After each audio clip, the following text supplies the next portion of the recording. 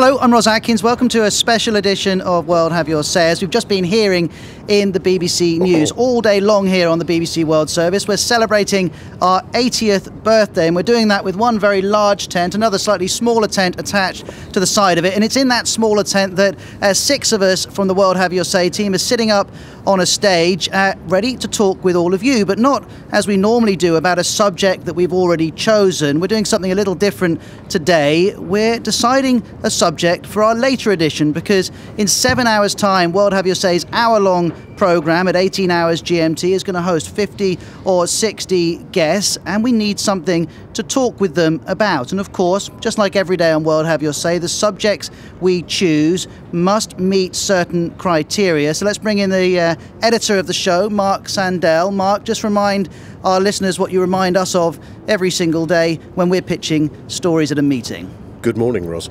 I think it's important that World Have You Say is reflecting conversations that are taking place already. We don't try and aim to start conversations, we're trying to reflect that. So there are 3 key elements we need. Clearly a story which has proven global interest, proof, evidence that people around the world are talking about that story. And although this isn't compulsory, a nice element is a question to frame that. Thank you very much indeed. And if you're tweeting as you listen, we're using the BBC WS80 hashtag as well as the usual one, WHYS. You can also post at facebook.com/World Have Your Say. And I'll also mention that, and this is very unusual, you can actually watch the programme being broadcast as well. Just go to bbcworldservice.com. Now, we're getting the help of 4 bloggers around the world today, and I'm going to get them to introduce themselves, starting in Lebanon. Hi, Ross. Thanks. This is Angie Nassar speaking to you from rainy Beirut, Lebanon. I'm a blogger for the Arabic English news website nowlebanon.com, and I'm really happy to join you guys on the BBC World Service's 80th birthday. Hi, this is Rosebell from Kampala. I blog at Rosebell's blog on conflict and development issues in Africa and Eastern Africa most times. Thank you for having me here. And hello from Singapore. I'm Alex Au, a blogger. Yawning Bread's the name of my blog. Hi, I'm Tolu Gunlesi in Lagos. I blog at tolugunlesi.com and tweet at Tolu Gunlesi. It's nice to be on the show. Well, Tolu, Angie, Alex and Rosebell, it's absolutely fantastic to have you taking part in this editorial meeting. I'll come to you in a moment for your suggestions of what we should talk about in 7 hours' time. But as ever on World Have Your Say, we like to connect with the many language services, 27 language services there are here at the BBC World Service, and they can give us an insight into what people are talking about that an English language programme can't do on its own. Ben James, who's a producer and a presenter of World Have Your Say, is up on the stage with me, and you've been talking to our colleagues about what stories they're getting lots of reaction to. I have, absolutely, because it's important to reflect what people are talking about, not just in English, but in lots of other languages too. So, for example, today on the BBC Hausa Facebook page, lots of people talking about the future of the Chelsea manager, Andre Villas-Boas. Hundreds of comments about that, and it's a bit of a talking point here at the moment because Jose Mourinho's been seen house hunting, apparently, according to the UK papers today. That's the former manager of that football club in London. BBC Chinese, my colleague Yuan Wu, who's one of the editors of bbcchinese.com, was talking to him earlier on. He says that their most clicked story today so far is this story out of Xinjiang, reports of a riot, according to Chinese state media, that may have left 10 or 12 people dead there, somewhere where there's been unrest a few years ago, you'll remember, from 2009. And then to the colleagues at BBC Arabic, Mahmoud El-Kassas, who's the editor of Nukhtat Hawa, which is the World Have Your Say equivalent, but in Arabic. The most read story for them today so far at bbcarabic.com is the situation in Syria. 2 strands that he says Arabic language contributors are interested in. One is the case of the journalist Edith Bouvier and the doubts about her situation now, and also many contributors talking about the idea of whether to arm the Syrian opposition, which he says on the site is very controversial. Thank you very much indeed. And by the way, if you want to follow up with any of those language services, do go to bbcworldservice.com and you'll find them. The Hausa service, for instance, has hundreds of thousands of followers on Facebook, so there's a fantastic discussion there every single day, so long as we get some help with the translation of it. Well, before I speak to Nuala from the World Have Your Say team about some of the most read stories online, perhaps Angie in Beirut, I could bring you in at this point to hear what you think we should talk about at 1800. I I really have to echo the sentiments of your colleague who was just talking about the situation in Syria. Certainly from Lebanon, something we're really concerned about is the stats that came out yesterday from the UN that said well over 7,500 people have been killed since the protests began about a year ago. And the big question now is it time to start to militarize the Syrian opposition? I know there was concern from the US that if they did start to send arms to the opposition members, Al-Qaeda might somehow get a hold of these weapons. And so this is a real concern for the people in this region, and I strongly feel that the situation in Syria is something we should be looking at today. So you mentioned whether the opposition should be armed. Ben's saying that BBC Arabic is already getting a lot of comment along those lines. Where's your evidence that that's a particular issue in Lebanon or in the broader Middle East region? We've just got people tweeting about it. I know when I tweet about it, certainly got a lot of retweets. It's all over the news websites in Lebanon. That's my proof. Thank you very much indeed. Well, we'll talk about that in some length because I think at the moment it is hard to look beyond the situation in Syria. But let's not second guess how the conversation and how this discussion's going to go. Rosebell, you're in Kampala. What do you think we should talk about at 1800?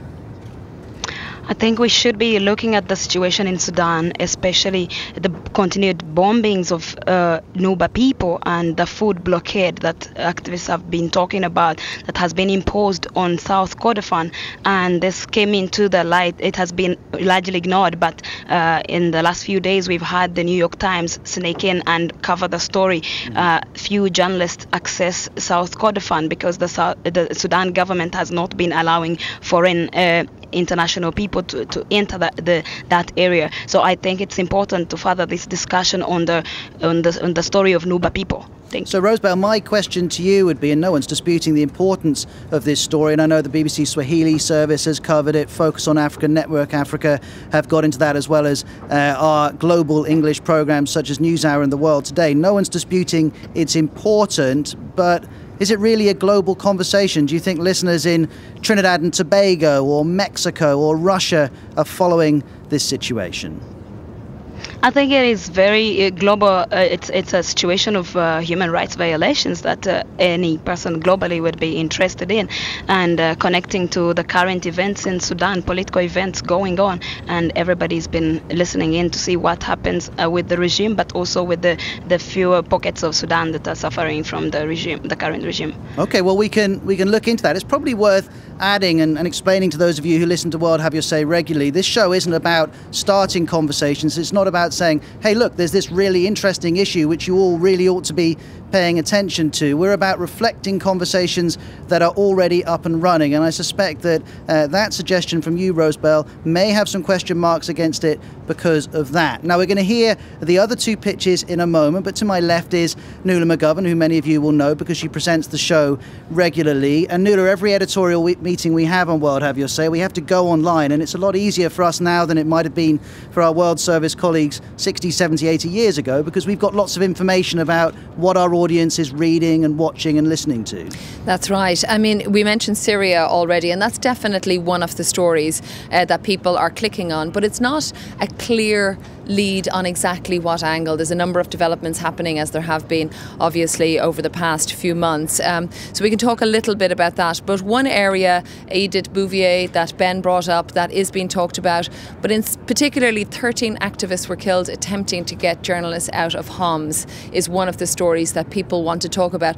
However, with that, there's not a lot of information or exactly debate. It's more that they are clicking on it, retweeting it, but I'm not sure if there's really a global conversation. Well, maybe the best we can do is just to provide the best information that's available so far. Exactly. And one other that came from apparently a local newspaper in Tunisia last night, but is now beginning to pick up steam online, and that is that Tunisia offered President Assad asylum. Now, the issue of asylum is something that has come up a number of times during the Arab uprisings. It's something that Tunisians are not happy about. It is being clicked on in Arab News, Haaretz, The Washington Post. So that's quite interesting about where that might go today. And of course that ties into debates we've had here on World Have Your Say when the former President Ben Ali left Tunisia for Saudi Arabia, and many Tunisians said they were furious about that. So it'd be interesting to hear that story play out once over. Now, a couple of hours ago we had the the BBC World Service's 9 o'clock meeting, the main editorial meeting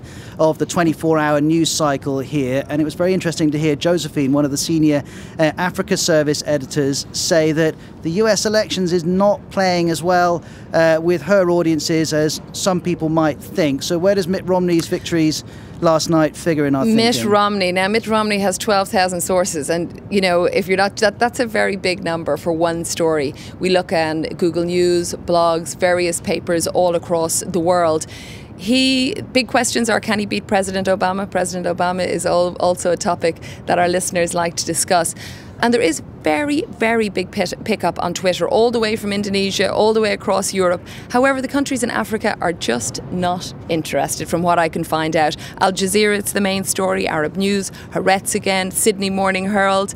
There are hashtags Romney, Obama, and TCOT. Do you know what that is? That's Top Conservatives on Twitter. Okay, I learned something there.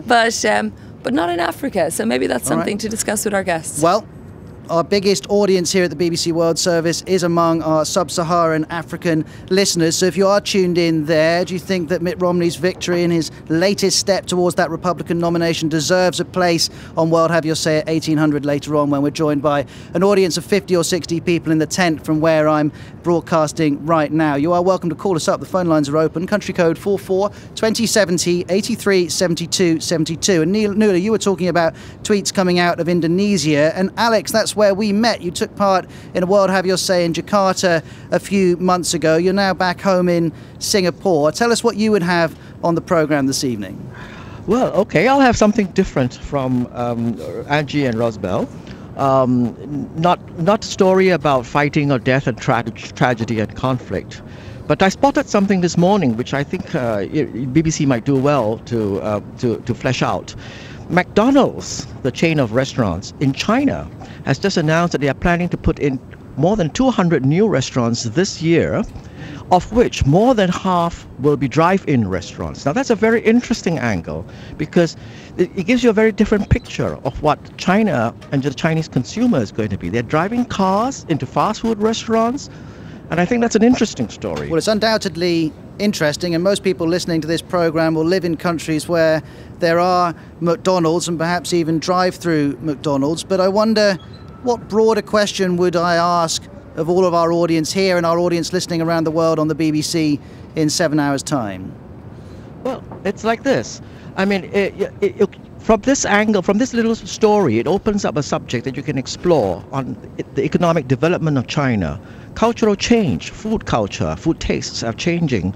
The environment. I mean, what about all these cars that are being driven around China? What is it going to do to carbon emissions? My question here, Alex, and this is obviously a fascinating area, is that on the whole, we like to ask questions which the vast majority of our listeners can respond to. Now, if you ask me about the rapid pace of change in China, I'd be very interested to hear people answer that question, but I wouldn't feel qualified to answer that question myself. Do you think that's maybe a problem for us here? Well, yes, it could be, because it does seem to require some in-depth investigation and to get some answers and flesh out the thing. But as just a headline, you know, here is a fast food restaurant that's American in origin, serving American food, putting in drive-through restaurants in China, of all places. I mean, that should start a very interesting conversation. Well, I mean, it is an ongoing conversation, because I actually picked it up from China Daily. Well, it's undoubtedly a very interesting story, and I'm hoping that my colleagues at NewsHour and The World Today are listening. I'm sure they'll want to pick up that story if they haven't covered it already. Whether we do it or not, well, we'll have to see in a few minutes' time. Last but not least, though, let's bring you in, Tolu. You're live with us from Lagos. What would you like us to talk about later on today? My choice is an obvious one, the US elections. Last night, Mitt Romney claimed, two new states, but I think I would like us to come, to it from this particular angle, and attempt to get to the bottom of the fascination that the world seems to have with the U.S. elections. I know we need to find, is it evidence of America's continuing dominance of the world, or how much does the internet have to do with this? The fact that lots more people are online these days and can follow events in different parts of the world as they happen, or how much of it is due to the fact that 4 years ago Barack Obama suddenly expanded global interest in US elections. Well, certainly, I think so Tolu, that last bit is beyond dispute. I mean, World Have Your Say on the day that Barack Obama was inaugurated was deluged by thousands and thousands of comments from people all around the world, mostly celebrating the fact that he was president, and even those who weren't celebrating it certainly engaged with the electoral process. Now, I like the take that you've got on this, the fact you're saying, let's not talk about Romney, let's talk about why the world pays such close attention to the build-up to this one election. Maybe, Angie, you're a Lebanese American. Do you think that would be interesting to explore why the world seems to give the run-up to this election so much attention? I'm going to have a hard time agreeing with this because, to be honest with you, I have been less concerned about with what's going on in the U.S. than with what's going on in the Middle East. Now, I'm based in Beirut, Lebanon now, but I've become pretty disenfranchised with the state of the Republican race as it is. I'm more concerned about, okay, when it gets to the final, who is Obama going to be up against? And that's when I'll start to follow it. But for now, my personal take is I'm not too interested in what's going on with the presidential race so far. Rosebell? The same reaction. It just does not connect to the people on the ground where I am. It doesn't interest many people in Uganda on who is going to be a Republican candidate, or they want to know who is Obama going to face, and is it even big? Most people would think, well, Obama has an advantage, and they don't see an interest in that primaries, the Republican primaries. Okay, so I think the US election may be struggling, because I know even without asking him that our boss Mark doesn't think that this necessarily translates into a show later on today. I've just asked Tolu a question. I mean, do you think when you when you're meeting your friends later on today, and you said, do you think they're going to be talking about Mitt Romney? Actually, well, no, maybe not Mitt, but I think that what people are thinking about is, let's just get this over with and let's know who Barack Obama is going to defeat in November. Right. I get the sense that that's what many well, in this part of the world, if you find the conversations going on, it's not so much about what the Republican candidates stand for, but about who is Obama going to face in November and defeat, because he obviously has a lot of fans on this side of the world. I suppose my thought here, and Tolu, we heard it earlier on the World Service 9 o'clock meeting, this is undoubtedly a pressing issue for journalists around the world, the extent to which we cover this election. We talk about it a great deal internally here at the BBC. My question, Mark, would be whether we actually want to go on air and talk about that with our listeners for an hour. I agree. I think there's an important issue about how much American politics dominates a global news agenda. That is an interesting issue, possibly of great interest to journalists, but as Tolu himself is saying, it's not exactly a big talking point amongst his friends. I appreciate that isn't the angle that you were going to talk about, and we know from our colleagues in the African service that it just isn't. It isn't a global conversation at the moment. As you say, Barack Obama, yes, of course. I think I'd describe that as hanging by a thread, but we'll see. We'll see how it goes. Tolu, I mean, we've talked about Syria primarily because of Angie's suggestions, but I'd be curious to hear from you, Alex, in Singapore. Do you think that warrants an hour of our time later on? And if it does, what particular angles should we take? I have the feeling, I mean, in our part of the world, that people are beginning to be sick of the subject already, and we're only in February. I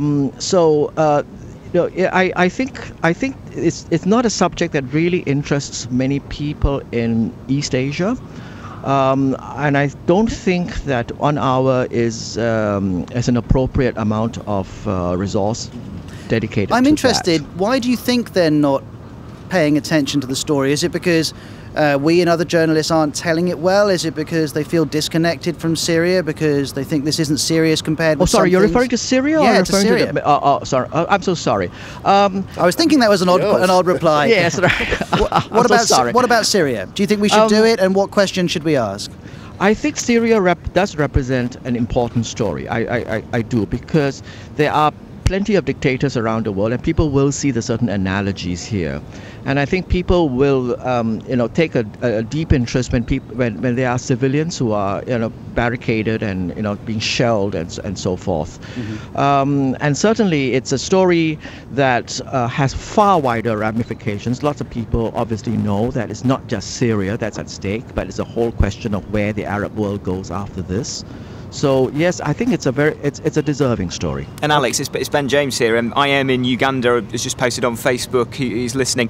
A similar angle. Last year, there were uprisings in North Africa, which prompted the UN and what described themselves as world powers to intervene militarily in Libya. Why aren't they now taking the similar action in Syria? And that's something that's come up before, I think. Sarah.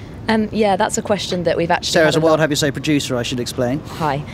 It's a question that a lot of our listeners have been getting in touch asking, and I'm not sure it's one that we've explored. Why has there been this different attitude towards Syria as opposed to Libya, for example? A lot of listeners have been getting in touch over the last few weeks asking us to explore that in more depth. And of course, William Hague, the British Foreign Secretary, says the main reason is primarily because the diplomatic setup is different. China and Russia supported a resolution on military assistance, or certainly military assistance in the air in Libya. It hasn't done so with Syria. Rosebell, let me turn to you in Kampala. At the moment, it's looking like we're going to turn to Syria unless something unusual happens in the next 2 minutes. But what issue would you like us to cover? Because we've talked about this a great deal on World Have Your Say, so we need to think about what new questions we could ask, what new things we can do. Are you looking besides Syria? Because Syria is I agree that Syria is a global issue, even in terms of where I am, because people are following events in North Africa and they saw how Muammar Gaddafi was murdered and what has followed. And people are wondering, and there's been this sentiment about people intervening in Africa militarily. It's easier for them, and there's this anxiety. How are they going to deal with Syria? Can Rosebell, they evoke... Sorry to interrupt you, but when Colonel Gaddafi was killed, many of our African listeners got in touch to pay tribute to him and to condemn how he'd been killed. I'm curious to know whether President Assad has a similar profile in Uganda. He doesn't have the same profile. He cannot have it, but it's in the same room. Like, people are looking at the Western intervention. When they look at how they intervened in Africa, they are trying to look at how are they going to intervene in another conflict that is even much more bloodier than the one in Libya. So it's a very interesting discussion here. Well, all of you, it's been fascinating listening to you, Rosebell, Alex, Angie and Tolu. And I think, Mark, we're heading towards Syria, but it seems to me that there's not one particular angle which is dominated, so perhaps we need to put together a list. I see you've got a bit of paper there, so maybe you've done that already. Yeah, well, obviously, like you, I want to thank everybody for raising, genuinely very important stories. But I think Syria is the one that sort of passes the test in terms of a genuine global conversation. When you think of some of the angles that have been raised, even in the space of this last 20 minutes, there are at least 4 or 5 different angles that people are talking about, and at the moment it'd be hard to see that not making it this evening. All right, so we've got whether President Assad should be offered amnesty, whether the opposition in Syria should be armed. There's clearly a huge appetite from those of you listening to the BBC just for the latest and the clearest information we can provide. So perhaps we'll try and get one of our correspondents in Beirut to help us with that. I think it would also be interesting to turn to BBC Arabic and see what they're getting through social media on the situation in Syria. But if there is another angle, another question on the issue there that you would like us to pick up in 6.5 hours' time, you know where to go online.